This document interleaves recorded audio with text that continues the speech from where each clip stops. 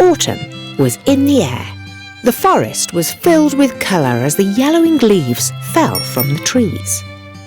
Berry and Dolly hopped on their tandem bicycle and set off to help the centipede with the grape harvest.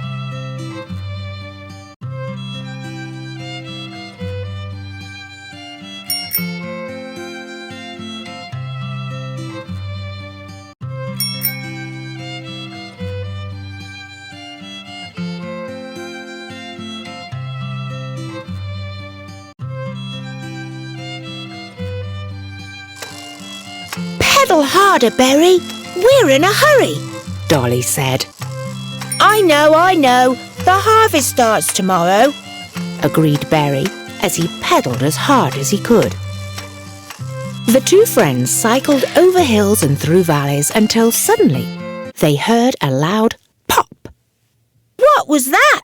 asked Berry, who seemed quite alarmed. "We've got a puncture," the little ladybird replied with annoyance.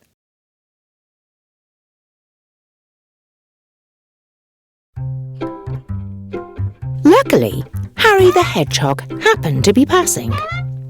"Why the sad faces?" he asked.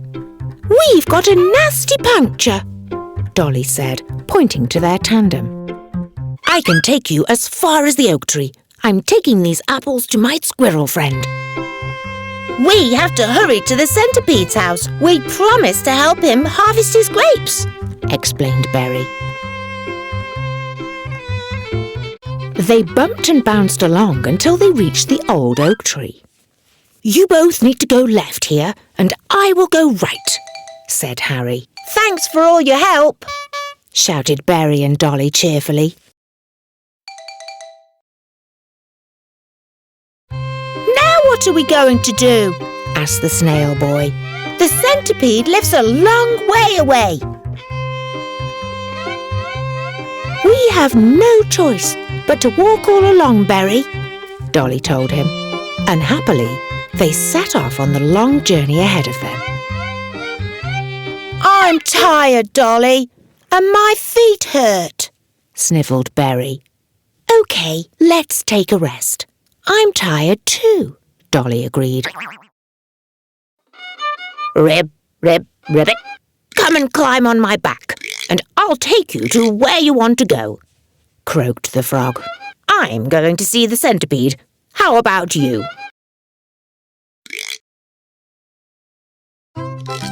"Hooray! So are we!" cheered Berry and Dolly as they hopped on the frog's back.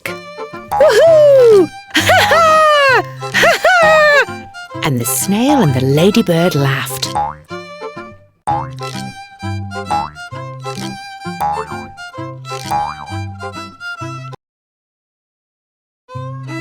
They soon started to feel dizzy on the frog's back.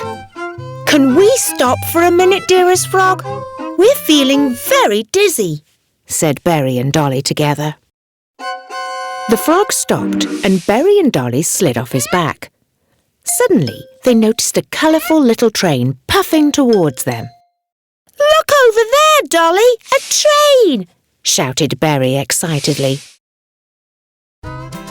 The train was full of hard-working ants. The ant queen was sitting in the first carriage. "Please take us with you on your train," Berry asked nicely. "We would be delighted to help," the ant queen said. "We were just on our way to take hazelnuts to the centipede." "Bye, frog. See you at the centipede's house. Thanks for your help." Ribbit, enjoy the ride," croaked the frog after them.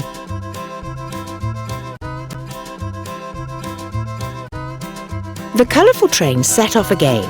It chuffed and puffed over the hills and mountains. The ants sang happily and time flew by.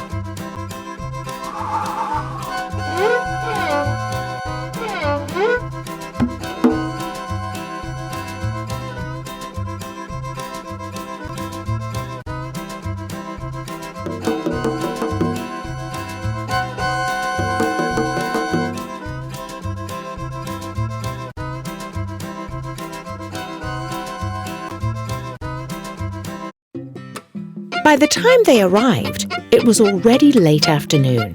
The centipede cheerfully hurried to greet them. "Oh, I'm so pleased so many of you could come."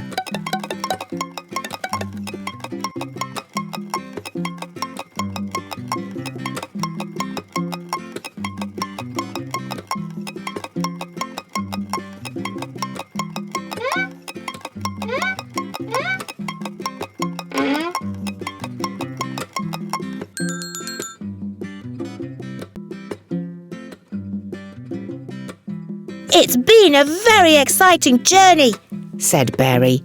He then told the centipede about everything that had happened to them on the way. Afterwards, they all enjoyed a feast of cakes and fresh hazelnuts.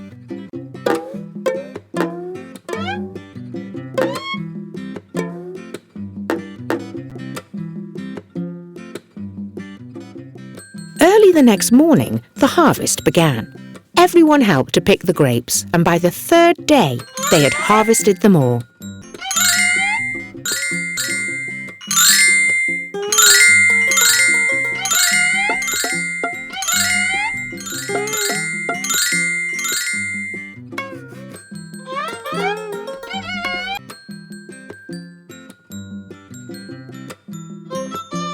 They tipped the grapes into an enormous wooden tub and started to stomp around. They all stomped as hard as they could until they had pressed the juice out of all the grapes.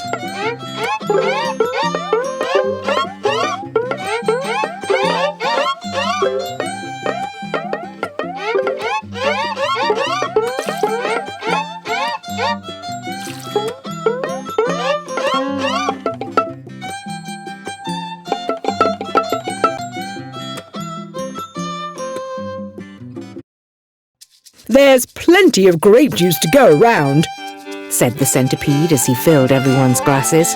The forest friends sang and danced together late into the starlit night until they fell asleep.